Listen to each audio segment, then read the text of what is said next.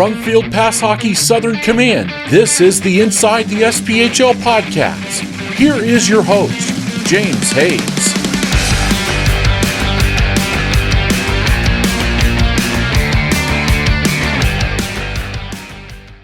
Welcome to this week's episode of Inside the SPHL. I told you guys I'd be back this week. You didn't believe me because I've been lying to you ever since the end of last season. I don't blame you. But anyways, here we are, back and ready to roll. And I got a special guest, as always, coming on. It's been a while, friend of the show. He is the man, the myth, the legend, the voice of the Knoxville Ice Bears, Joel Silverberg. Let me bring him on right now. Joel, how's it going, man? Thanks so much for coming on.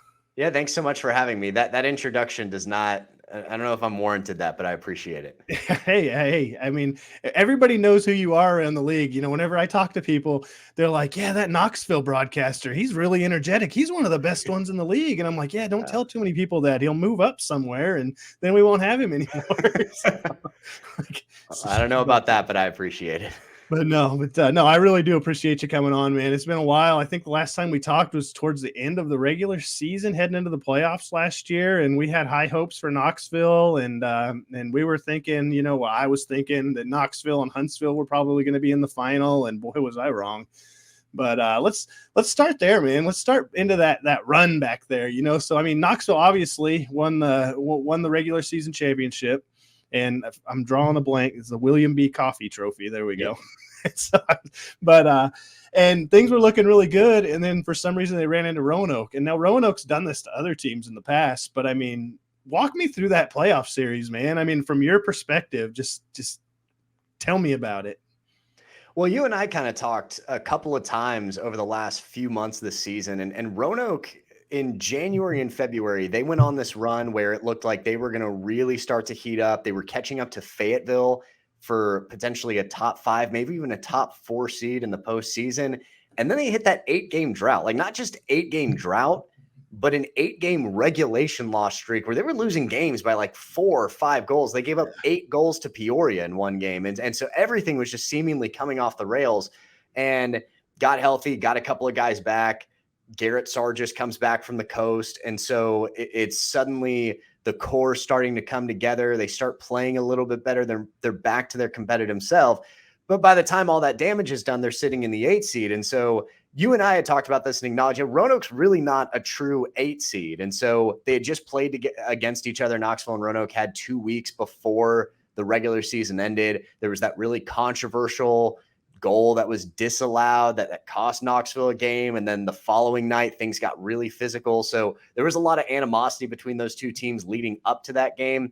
And then, of course, you had the comments made by Jeff Carr and talking about how Roanoke's a dirty hockey team. And in his context, he's trying to describe Roanoke as a team that's willing to be gritty and be physical, and they'll take penalties. I mean, Roanoke had 300 more penalty minutes than the league average over the course of last season. So I thought Roanoke played really well. I knew they were going to play well going into that series. And then, of course, you have the injury bug for Knoxville, and it's not an excuse because the Ice Bears still win game 1 despite that. But Stefan Brucato suffers a broken hand. Rasmus Waxen-Engback suffers a broken hand, both in back-to-back games on the last weekend of the season against Evansville. So Waxen-Engback suffers his injury on the road at Evansville at the Ford Center. And then the following night, Brucato in the season finale, where Knoxville sets the all-time wins record, suffers the same injury. So you got some bad luck. You have a team getting hot at the right time. It was a really well-contested series. Game 1 went Knoxville's way at the Civic Coliseum. We head back to the Berglund Center, and Roanoke dominates game 2. And then game 3, if you take away the first 5 minutes of the game, it's a really well-contested game. And Jimmy Parita, 2 goals that I think 90% of the time he probably has, and instead gives up those 2 early goals. And it's unfortunate. Knoxville's trying to battle back. Anthony McVeigh hits the post twice. Andrew Ballant has a great chance from the slot that Sammy Bernard makes a great save on. Brady Florent almost taps in a power play goal right there towards the end of the first period. And so chances on both ways. Knoxville looked a lot better in game 3 than they did in game 2, but just kind of ran out of gas. So I think obviously a very frustrating end for Knoxville, especially considering what's happened in the previous couple of postseasons where Knoxville's last 3 teams have looked like legitimate cup contenders. They were so close to beating Huntsville in 2019, the pandemic in 2020, losing the semifinals as the 2 seed to Pensacola, and then as the 1 seed to lose in the first round like that. So it's a frustrating stretch for Knoxville when it comes to playoff series, but a great season overall. Roanoke obviously went on a great run, got hot at the right time. Knoxville is not the only team to experience a shortcoming against the Rail Yard Dogs. And that's just kind of how playoff hockey plays out sometimes. But I think we would all agree that seeing Roanoke at times during the course of the season were definitely not an 8 seed. Right. They were a good team. And my favorite part about that whole little spat between Carr and the entire Roanoke fan base that was created is I got a t-shirt out of it. So, I mean, that was great. And now there's did a they new send jersey. you a t-shirt? Yeah, I had to buy it, but I got a t-shirt anyway. I thought maybe they sent you one. No, I couldn't pass it up, man. I couldn't pass it up. They wouldn't send you one to wear on the podcast to get that on the camera? I should have next time. Hey, I'm going to ask Mitch next time. Man, what the heck? Why did I got to buy that thing? Yeah. but yeah, I got the t-shirt out of it, and I don't know if you've seen, but Roanoke's actually going to wear a jersey this year that says Dirty Dogs on it. So I've seen a lot of the Dirty Dogs merch. They had the t-shirts ready by the time we were there. So it's they are ready. And not only that, but now 9 games between the Ice Bears and the Rail Yard Dogs this upcoming season. So the league is definitely buying into that as well with its schedule. Oh yeah, definitely. And it should be good. The thing is it's going to be a lot of different faces. I mean, Knoxville, and we'll go over that here in a little bit. There's some different faces there. And so I don't know if it's going to be as good, but heck, the fan base can make it good. I think that's what makes a lot of these rivalries really good is the fan base. They change the atmosphere in the arena. You can tell, like in Birmingham, when Huntsville comes to town, there's a different atmosphere. And I feel like that can kind of create something, and players play off of that. Right. So maybe that's what we're looking at, but I'll jump back a little bit to when you had you're talking about Brucato and Waxman Ingback going off. Those are 2 huge players to lose. I mean, I know you're not making excuses. I know the team didn't, but I feel like I can make a little bit of an excuse for the team there because I mean, you're losing your captain and one of your goal scorers basically. And I mean, coming into the playoffs, and you're going to play against, a very gritty team. But hey, they still pulled game 1 away. And I think, I feel the same way. I think game 2 was just, I don't know. It's almost just like the wind was sucked out from underneath of the team's wings for that game. But yeah, I don't know. Maybe it'll be different this year. Yeah, we'll see. And there's always a lot of turnover across the league every season, whether it's because your team won a championship or your team missed the playoffs. So you kind of look at it from both ways. If your team missed the playoffs, well, then chances are there's going to be a roster overhaul or a coaching change. And that might mean that a player may not have that same roster spot the following season. Your team wins a championship. Well, now you've got all these guys that had breakout seasons that are getting coach tryouts. So I think when Knoxville won their tryout or won their championship back in 2015, I think they only had 7 returning players the following year.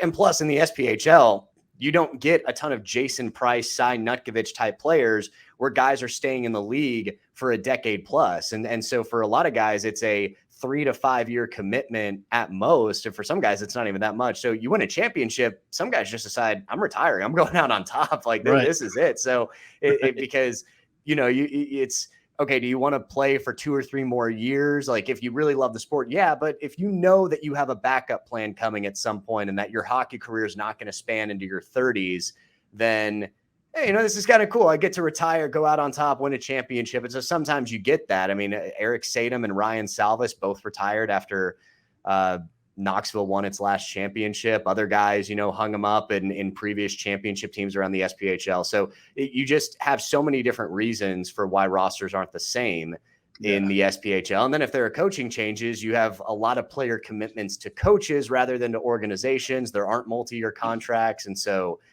players decide, my coach to player relationship isn't the same, so I'm going to shop other opportunities. There's just so many factors that play into that stuff in this league.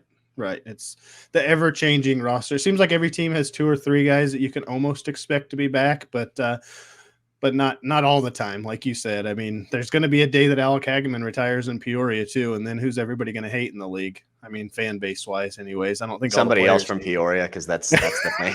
Right? Yeah. I think Hageman should have the right to designate that person. Like Hageman should just make a league-wide announcement saying, "Okay, I'm hanging him up. Yeah, this is the new turtle."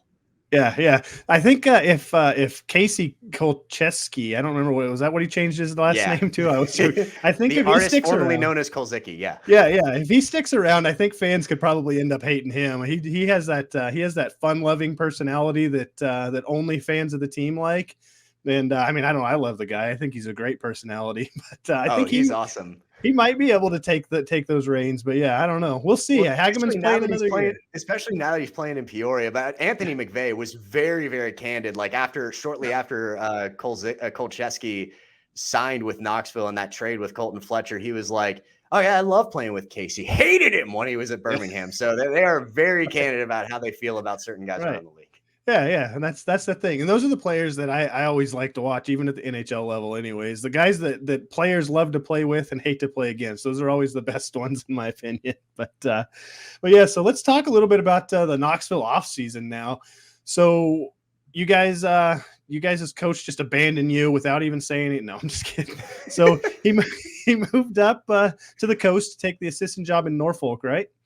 Yeah. So he's going to be the assistant coach for the Admirals, and it was big opportunity for him, and bad sucks for Ice Bear Nation, but at the same time, I mean, you got to appreciate something like that. I mean, that's kind of what this league does, is it develops your players, coaches, staff, broadcasters. I don't know. Someday you might see me on ESPN because this is where I start. No, there we go. That's never gonna happen. But so yeah. So kind of tell me. And then after that, he had already signed a bunch of players because we had the coach on, and so there was some players already signed. But then there was a few players that ended up not signing back, and they're in my neck of the woods now. So I guess kind of touch on all that experience. Being around it, right next to it all off season, kind of touch on how the off seasons treated you. Yeah. So Jeff Carr takes the assistant job in Norfolk, and he had signed about 10 guys to PTOs prior to him leaving. And that doesn't include the 13 players that were placed on the protected list. So there was a really strong nucleus of guys for Brent Clark to work with, or whoever that coach was going to be. In this case, it's former Knoxville assistant Brent Clark. And Jeff had kind of set that in motion, and now he has signed a couple of guys that are signed to SPHL rights in Knoxville to tryouts in Norfolk. So that includes Nick Leitner, that includes Christian Stead. So that there are going to be a couple of guys that aren't going to be at camp potentially because they're going to be in Norfolk. And there are other guys on Knoxville's roster that have signed ECHL tryouts to other teams as well.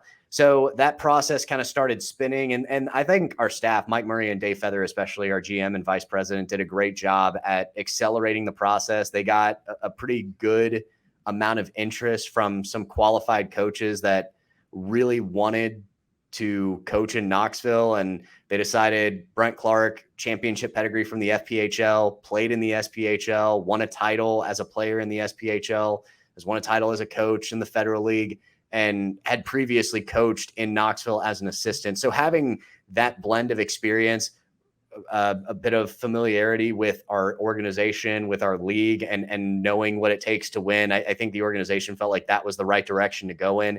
And obviously it's, you're always making sure that you make the right hire. It's always difficult because Knoxville doesn't have, in the SPHL, really no team has this long list of coaches. You get guys with a long tenure. Glenn DiTullio has been in Huntsville forever. Jean-Guy Trudel has been at Peoria forever. Jeff Clark was Jeff Carr was in Knoxville for 5 years. He replaced Mike Cragen, who was there for 7 or 8. So you get guys that stick around for a while. And so that's why those coaching transitions, especially for teams that aren't used to making them very often, it can be a little bit concerning because you don't know what you're going to get, what the play style is going to be. So the offseason's been very different, but Brent Clark's immediately gotten to work. He's been recruiting. We just announced another former CHL player earlier this week. We had 2 former CHL players that we announced last week. So he's getting guys that had fairly prominent junior careers, guys that, he felt like had some success with him at Watertown that he believes that can translate to the SPHL. So you're getting that blend of guys he's familiar with, guys that have a good junior pedigree, and then of course still trying to get guys back from last year's roster too. Yeah. It seems like out of the 3 coaching vacancies, he was the second one announced, right? Vermilion County, and then It was like them on a Friday and then Knoxville on a Monday, or I got those crossed. Yeah, and I can't remember where like Macon's fit into the fold as well as far as the order, but a number of coaching changes this year. Yeah, Macon was about a week after the last coaching change, but it seems like in the Knoxville scenario, he already had a nucleus there, whereas I don't know the state of where Vermilion County was and where Macon was, but it seems like he kind of was set up a little bit in a better position than the other coaches because there was some players already there. But at the same time, the captain is going to Birmingham, and that's something I don't think anybody's seen. I've seen a lot of people saying that they thought he was retiring this year. And I mean, that's going to hurt. You're losing some valuable leadership there, but I mean, this is the SPHL, and there is going to be a next man up. And so I don't think that's anything big to worry about, but I guess I said all that to say this. Who do you think is going to be the new captain? Just speculating, if you can. I mean, I'm not asking for insider information. Who do you think has the best leadership qualities? Or you can just tell me we're going to ask a different question. Well, I guess it could. I mean, I can't really speculate on that because it depends on which other returning players come back, which guys stick in the coast. Brady Florent was named to the protected list, but he spent so long. He spent 3 months in the coast last year. So, if he signs a camp tryout with an ECHL team and sticks, he's not going to be named the captain because he won't be here at the start of the season. But he was a captain in college, which is why his name comes to mind. So he's at least got experience wearing the C while playing at a high level before, because he's up there in the record books at New England where he went to school. So I think it's important to be able to have a captain that can play at a high level. Justin McDonald was the captain for Clark in Watertown. So there's that possibility of just understanding somebody that has leadership that can come in and play at a high level and just knows how to handle the personalities in the locker room from a player standpoint. So that there's always these different routes that you could take, or we could see a little bit of what Jeff Carr did back in 2020 during the COVID year, where it's a matter of we're going to wait a few weeks. We're going to play some games and then we're going to announce our captains, because Matthew Wall that year during the COVID season did not start the season with Knoxville. He came in after the season started, ended up being named an alternate the same day that Stefan Brucato was named the actual captain. So it could be a matter of, hey, there's not enough familiarity within this locker room. We're going to wait and see how this plays out. But it's going to be a matter of what veterans and what returning players are still on the roster and how those guys kind of command the locker room.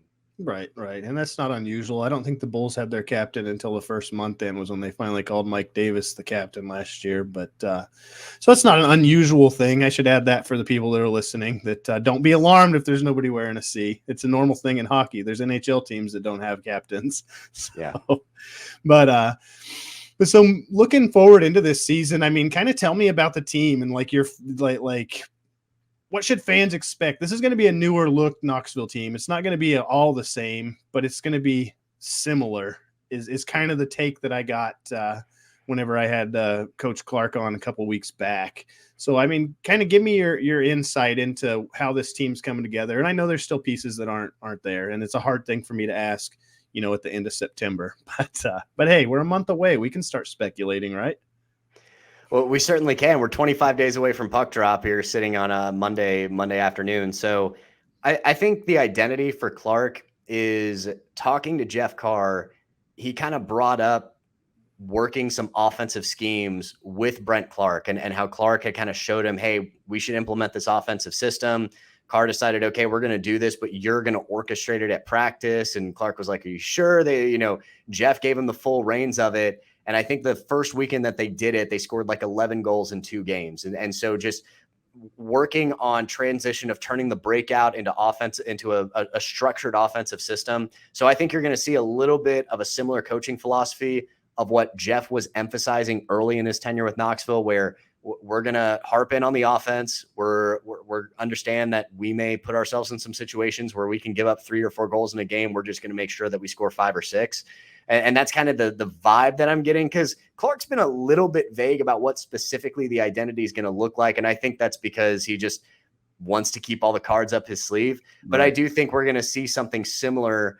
I don't think it's going to be a carbon copy. You're going to see Clark's twist on it. But I do think that He understands that Jeff Carr built a system that was really successful, especially over the last 2 seasons, of how that can play. Plus, he's got potentially 2 really good goaltenders coming back. If Parita instead aren't in the Coast, those are 2 guys that can really backstop you to a lot of wins, especially if they're healthy. They both had ECHL call-ups. They both know how to play at an incredibly high level. They were so sturdy throughout the course of the season. Stead was the SPHL all-rookie selection for goaltender. Parita would have been in the running if he had played in enough games. He just wasn't eligible. So I think you've got a nice core depending on who's back from the Coast. And then you're going to see a little bit of focus up front to really determine how are we going to control games in the neutral zone and then push the attack in the offensive end. So let me ask you this. Is Parita still considered a rookie in the SPHL because of that, or are they going to count as ECHL games? Because what is it? A rookie's 35 games? Timofeyev is the one that taught me this last year. Is it 35 games or something like that? I feel like this rule changes every year. I'm not even going to try to answer it, but I do not think that Parita will be considered a rookie next season. I got you. That would be my guess. And if he is, okay, then he can try to go get all these accolades. But right. Yeah, like for qualified goalies, I know they were looking for a certain number of games, and I don't know if the league necessarily uses, because if you go to the league website and look at stats, there's going to be qualifications of a number of minutes that you have to play or a number of games you have to play. And sometimes when they send us the media ballot of like who you can vote for, there's a different games requirement, and sometimes it's the same, sometimes it's not. It might just depend on what point of the year we're in.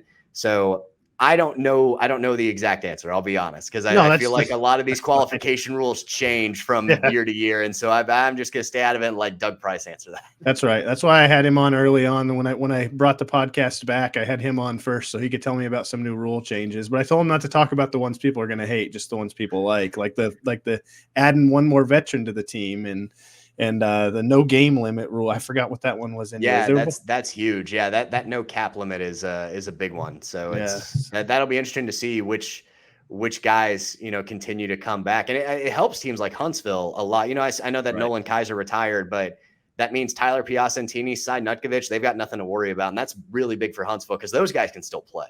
Right. So we're going to call this the Huntsville rule. No, I'm just kidding. But, okay. You know what? You're not the first person to say that. Somebody else in the league told me it's the Huntsville rule. So I'm not saying I agree or disagree with that. I'm just saying somebody else in the league has jokingly told me that and that you are not the first. Well, haters are going to hate, right? Whenever teams are successful, people are always going to be like, oh, yeah. That's like, I don't think I've seen anybody talking about how bad Peoria cheated, but if I dug deep into things last year, I could hear about how much they cheated last year to win it all. So,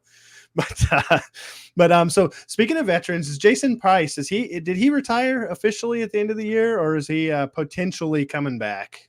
So Jason has been wanting to pursue a coaching career, and I spoke to Jason shortly after the end of the postseason. I spoke to him again during the Stanley Cup when we had a watch party down here in downtown Knoxville.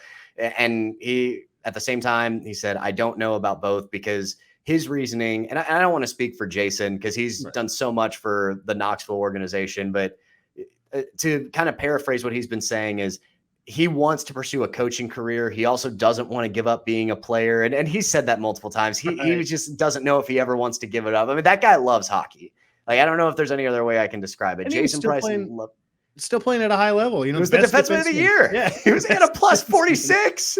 He set a league record with a plus 46. Right. So, I mean, he has every right to come back and play again this year. Yeah. And so especially with that limit not going around. And I joked with him, like, because when he hit the 600 games mark, he was the first player to ever do that. And I said, all right, here's to the net 600. And he was like, well, the SPHL would have to change the limit. Well, then they did. Yeah. So I was like, hey, so no limit. He's like, I don't know, Joel. I don't know. So I think part of it for him, and something that he told me was, if I'm going to be taken seriously as a coaching candidate, at some point I have to just do it. And he's been an assistant in this league already. He spent a season with Pensacola the year that they won the championship, felt like he had more in the tank as a player, decided to come back to Knoxville, had a lights out year, set a career high for points, led the league in points for all defensemen. He wanted to score 10 goals this season. He did. And then ended up breaking an SPHL record with a plus-minus rating of 46. And the guy was absolutely ridiculous. And he contributed so much on the power play, which means that plus-minus rating of 46, like, he did even more offensively when you really look at the numbers and break down the analytics. So I think he believes that he can play. Like there's like Jason's never doubted his ability. He's such a humble guy, but if you talk to him about meeting goals, he doesn't back down from his belief that he can accomplish something. Like, I kind of asked him like, hey, if I had told you were going to score 40 points this year after really not having played over the last 2 seasons, like, what would you have said? And he was like, I think I would have been able to pull that off. Like, I believe that in my ability to be able to do that. And it was just interesting because Knoxville had so many forwards that were scoring at a high rate that typically when that happens, there's not points for the D-men to be able to partake in. And he just was unloading throughout the entire season, was blasting goals off from the blue line. It was awesome. He was fantastic. So I don't know. Jason hasn't given me an answer. I don't know if an answer's been made behind closed doors. I have not been given access to that information, but I know he wants to coach and he wants to play. Yeah. So I don't know which one's going to win out. It's tough. That's tough. You can't coach. You can't coach in the SPHL and play anyways. You might be able to in other leagues, but I don't think you can do that in the SPHL. But no, that's tough, man. That's got to be a really tough decision if you think about it. I mean, he just had a career year, set all kinds of records. I mean, do you want to come back another year or do you want to leave? We were talking about leaving on top. I mean, do you want to do that, or do you want to come back and try to really leave on top and chase a championship? I don't know. It'll be interesting, but I don't know. Whatever he does, I wish him the best in his future endeavors. But I definitely got to get him on here. The man's been around forever. He's probably got some stories, but I need him to retire. Oh my gosh, good stories. I need him to retire though. So I'll give you this story. So we're on the bus in Birmingham. Actually, this was a game after the Ice Bears had won a game down in Birmingham, and he is he's like telling me, hey. Like, if you want to get out your phone and record this, like, we're going to mess with the rookies. And so he's just like telling me, like, just don't freak out when the bus stops. I'm like, what? So the bus starts to pull out, like pulling out of the parking lot. And, it's like the tradition. The bus gives 2 honks whenever a road team wins and is leaving the arena.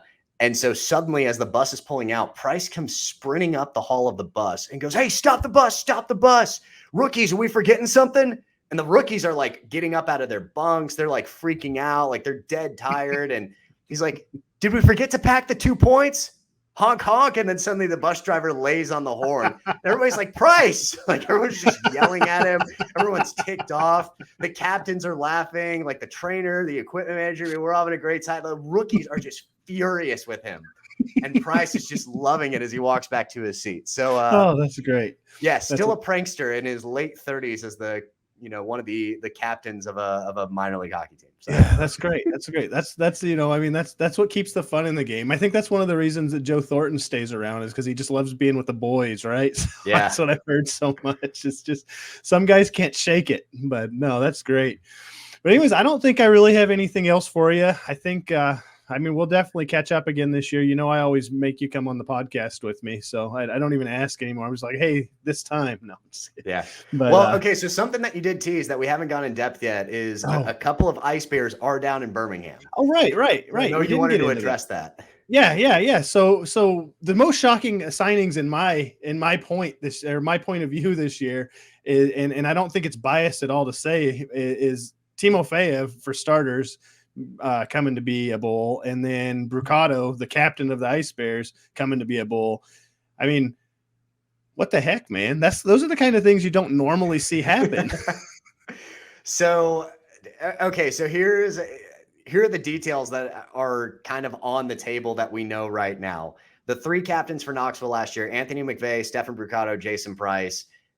It was kind of apparent that all 3 of them were likely going to retire after the conclusion of the season. Jason, because he's been in the league for so long, wants to pursue a coaching career. Brew, because he had told me right after Game 3, after the loss, and he was in tears. He was so heartbroken that he couldn't be on the ice for that playoff series.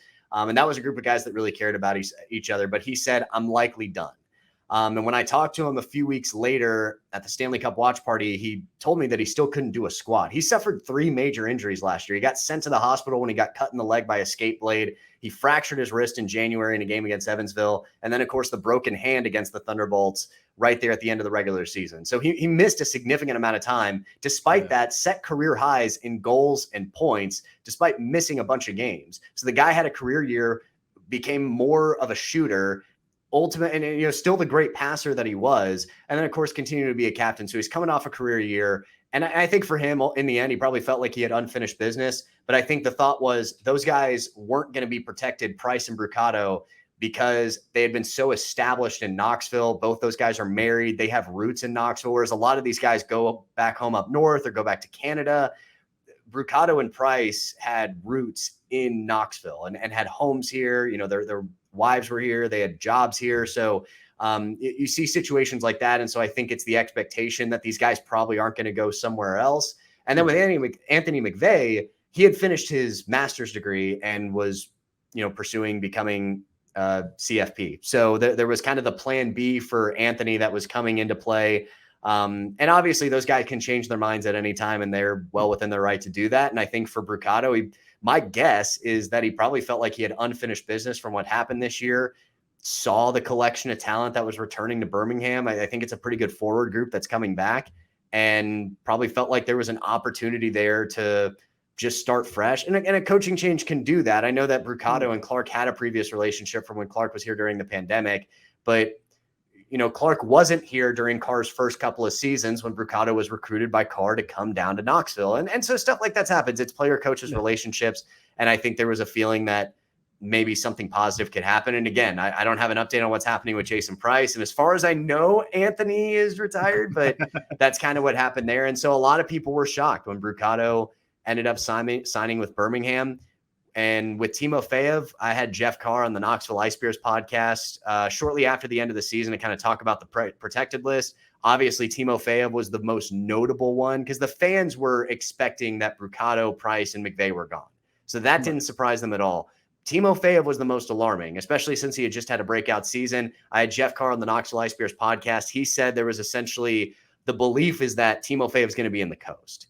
And so the thought was, if Timofeyev's not in the Coast, then he's going to want to come back to Knoxville and not really play anywhere else. And, you know, obviously there were discussions, there's a coaching change. And if a player feels like there's a more appealing option or just an option that feels right to them and it's the right fit, then they might go there. And for Timofeyev, obviously he had a ton of success in Knoxville this past season, but I also would kind of agree with the idea that there's a really good chance he could be in the Coast because he had 1 point in 10 games 2 seasons ago and was typically a healthy scratch for Knoxville. Then he goes out, and especially throughout the month of March, if you look at his numbers for March, the guy scored like 12 goals in like a 9-game stretch, had like some insane goal streak, was up to like 20-something points during the month of March. The guy went on fire. And they were clutch goals.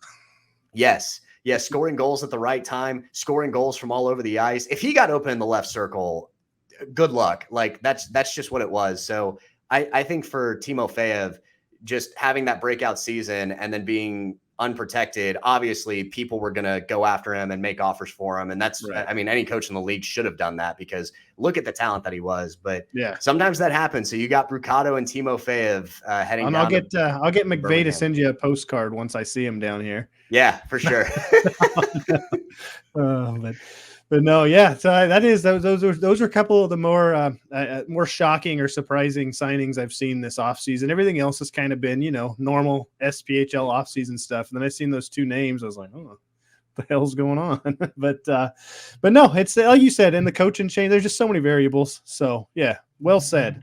Well said. And maybe that'll shed some more light on it for everybody else out there that was wondering from another perspective other than mine, which is usually just, well, Birmingham's better. Why wouldn't they want to come there? No. But anyways, man, I know you got to run, and I really do. Like I said, I really, really appreciate you coming on. We'll definitely do it again later on and ahead of the season. If we don't talk before the season gets going again, man, good luck. Best of luck to you and the whole Ice Bears organization. I appreciate it, man. We'll definitely be in touch. Reach out to me anytime. All right, man.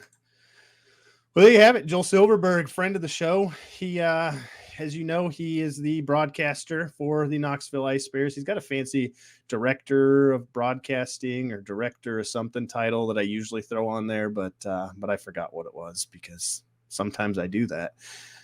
And I'm not the most professional, if you've noticed. But anyways, I hope you guys enjoyed that. I think him shedding some more light onto that situation, kind of explaining more detail with a couple of the signings. And I know everybody doesn't care about the Birmingham Bulls roster, but when you see 2 names like that switching teams, you always kind of want to get input from around the league on why aren't those guys staying in the teams. It'd be similar to, if you've seen Alec Hageman sign somewhere else just out of the blue, or if you've seen Nolan Kaiser, Tyler Piacentini going off somewhere else during the off season. But yeah, I mean, that's it. I don't think I need to beat a dead horse on that one. There's still signings rolling in. Camps are moving on. Things are looking like you said, we're 25 days and it'll be 23 days by the time this drops, because I'm recording this on Monday of this week and you guys are listening to it on Wednesday. So, I mean, heck, we're almost there. We're at the end of this. Is the last week of September. Can you guys believe it? NHL hockey is going on right now. There's preseason hockey happening. And we actually, as Field Pass, we're at a preseason game, which is really cool. The Blues and the Coyotes. We were there. If you follow Matthew Harding, he's at FPH Thunder on Twitter. He was there live tweeting things, snapping pictures from it, getting some coverage on the NHL level. Now, don't think that we're going to jump to the NHL. I think we're happy with our minor league things, but it's always cool when you get to go play in the big leagues like that. And yeah, that's about it for that. But yeah, like I said, hockey's almost here. October is right around the corner. We are getting ready. Camps are getting ready to gear up. Free agent camps I was talking about already, but I mean, we're starting to see training camps. The ECHL camps are getting going. I mean, what's going to happen? Who's going to stick? Who's going to stick up there in the ECHL? There's a lot of names that are on SPHL rosters right now that are at ECHL camps. Who's going to stick? Tell me who's going to stick. Leave me a comment. Reply wherever you've seen this post in a comment, or if you're on YouTube, leave me a comment. Tell me who you think is going to stick in the coast this year that is up there right now. I mean, there's got to be somebody, right? There always is every year. There might be two. There might be three guys. I don't know. I mean, maybe there's going to be a couple of these goalies sticking in the NHL. Maybe Hayden Stewart's going to be a Blue Jacket this year instead of a Bull. Who knows? But, I mean, let me know. I like to hear what you guys think. And also, as I always say, let me know what you want me to talk about. Once I bring these guests off, I just kind of, I got a few things that I want to talk about, but I don't really have a script that I'm going off of. I just kind of let it fly. And so, I mean, if you guys want to hear me talk about something when I'm just running my mouth like this, let me know. I ask you guys all the time. Let's do this. Leave me some comments. Leave me some feedback. Who do you want me to bring on the show? I do have another guest for next week already. It is going to be another broadcaster from another team. That's all you get. You got to wait until next week to find out who it is. It's going to be awesome, just like every interview is on here. But after that, I don't have anybody scheduled for the next week, so maybe you can give me an idea. Who do I got to get scheduled in? Players are starting to slowly become available here and there. So maybe I can get a player right now. I might start bugging them again. Who knows? Maybe I'll start bugging the team, say, hey, give me this guy, and then they'll just ignore me and tell me no. But no, they don't do that. The teams are awesome to work with. This is a great league. I feel like I don't say that enough, and I feel like I don't say how much I appreciate the whole league. So I'm going to say that heading into the season. This league is an awesome league to work with. From the commissioner, whom you guys have heard on here a couple of times. I think I've interviewed him 3 times. One of them was all on paper or digital paper, whatever you want to call it. Awesome crew up there. The teams, every single organization is very, very easy to deal with. I mean, they're awesome people. Each organization, they're welcoming. They make you feel at home whenever you're talking to them. They're friendly. I mean, I'm just saying, I love this league. I love how great everybody in the league is. And that's about it. And I can't wait for this league to get going again. I want to see another awesome season, and I want to see another awesome playoff with some crazy surprises where a team like Roanoke, the 8 seed, goes all the way to the finals. That's cool stuff. Excuse me. That is not appropriate to cough on the podcast. But anyways, I'm pumped. I really want this thing to get going. And I'm hoping that this season, just like I think you guys are hoping, maybe you're not hoping, I don't know. But I'm hoping the bottom 3 aren't as far away from the rest of the league like they were last year. There's a lot of improvements. All 3 teams, they're all making changes, drastic changes all over the place. I mean, we got 2 new coaches at 2 of those teams, roster overhauls we're seeing. And then it's so I think these teams know.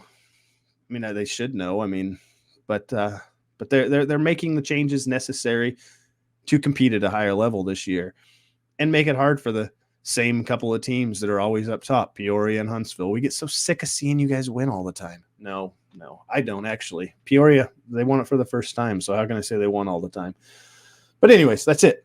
I'm rambling. I'm just rambling, and that's all. I don't know what else I could possibly say to you guys other than thank you so much for listening. I greatly appreciate it. Make sure you're liking us on YouTube, like our page, follow our YouTube page, follow us on Twitter, download our app. It's awesome. You can listen to games in select markets on our app. If you can't make it to the game, you can listen. There's Knoxville in the SPHL, Macon in the SPHL, the Bulls in the SPHL. Those are 3 that I can think of off the top of my head. I'm sorry if I'm not getting them all. But then we got ECHL and AHL teams that you can listen to. I mean, there's just so much. I tell you guys all the time, Field Pass Hockey, it's the place to go for minor league hockey. You guys need to check it out if you haven't already downloaded it. Start following a lot of our other people on the Field Pass team. They're putting out all kinds of information in the SPHL, all the leagues. I mean, it's just great. We are doing our very, very best to be your one-stop shop for minor professional hockey. Let us know how we're doing on that too.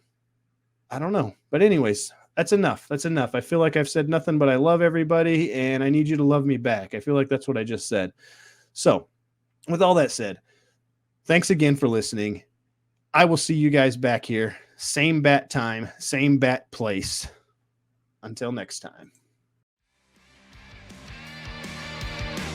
You've been listening to the Inside the SPHL podcast. Got a topic you'd like discussed? Follow James on Twitter @FPHBulls. For the latest news on the SPHL and the rest of minor league hockey, download the Field Pass Hockey app, now available in the Apple and Android app stores.